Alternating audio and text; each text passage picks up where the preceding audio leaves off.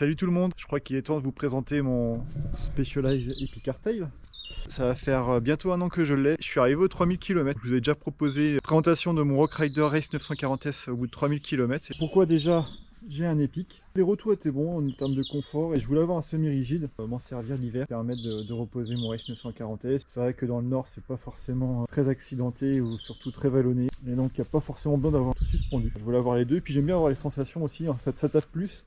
C'est un peu plus vivant et du coup j'aime bien aussi ce côté là. C'est un vélo que j'ai acheté d'occasion, qui date de 2020 et sur lequel il y avait déjà eu des modifications de fait. Moi j'ai apporté d'autres modifications. On va commencer par la partie transmission. Je l'ai passé en électronique parce que j'adore vraiment ça et donc je suis passé sur le XO1 de chez SRAM. J'en suis très content avec une cassette en GX, une chaîne en GX. Au niveau du pédalier, j'ai aussi acheté dernièrement des manivelles en XX1 pour avoir du coup un gain de poids et je suis passé sur le pod qui est aussi sur les Titec. J'aime bien aussi avoir les mêmes sensations quand je passe d'un VTT à l'autre. Au niveau de la fourche, lui avec, c'est une Seed Ultimate SL en 100 mm, voilà, ce qu'il y a de mieux, elle est vraiment parfaite. Au niveau des freinages, c'est en SRAM Level, et là donc c'est du DRXT, des bons disques dessus.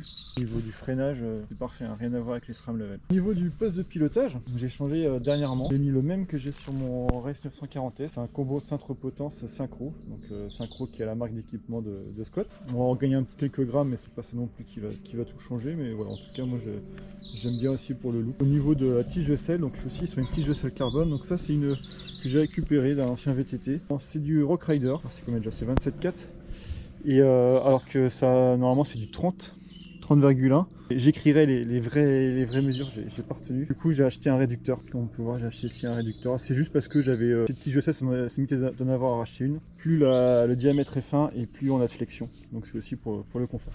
Pour mon séant, j'ai mis la même selle que j'ai aussi sur mon tout suspendu. Donc ça c'est souvent vendu sur les Rock Riders, c'est la Physique Argo Vento que je trouve très bien. Alors, les premières fois je me suis dit c'est pas possible, je vais la revendre. Et puis au bout de 3 sorties je m'y suis habitué. Maintenant dès que j'ai un nouveau vélo, je mets la même selle dessus. Que vous dire de plus? Et bien forcément on peut passer aux roues. Donc ça, ces roues là, je les ai achetées il y a un petit moment, c'est des Hunt Race XC. C'est des roues en carbone qui sont très légères, elles sont à 1550, en largeur assez fine, hein. On est sur du 24. Moi je suis très content, j'avais lu un test, c'était dans VTT Magazine, et globalement Hunt est assez réputé. En plus c'est pas très cher, hein. Je les avais acheté 500 en promo. Je crois que maintenant elles sont à 650, en tout cas j'en suis très content. Et dessus là pour l'hiver, j'ai mis des Barzo en 2,25 à l'avant et Barzo en 2,10 à l'arrière. Ça grippe bien, même dans la boue franchement. Alors forcément je vais pas aller sur l'angle.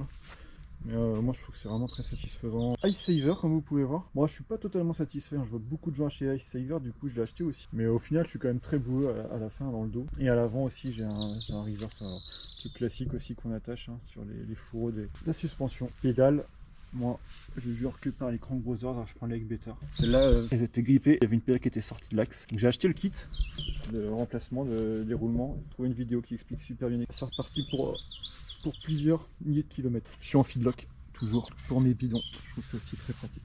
Et aussi très esthétique, j'aime pas avoir des portes bidons.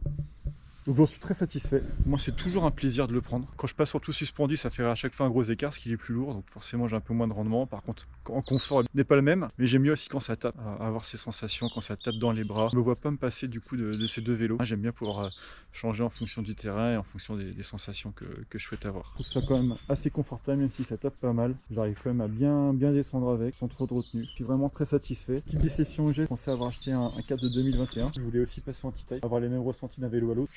Facilement les roues, mais voilà, c'est du 2020, donc je suis obligé de passer sur les anciennes transmissions électroniques. N'hésitez pas si vous avez des questions par rapport aux composants que vous pouvez voir sur mon vélo. Allez, à bientôt.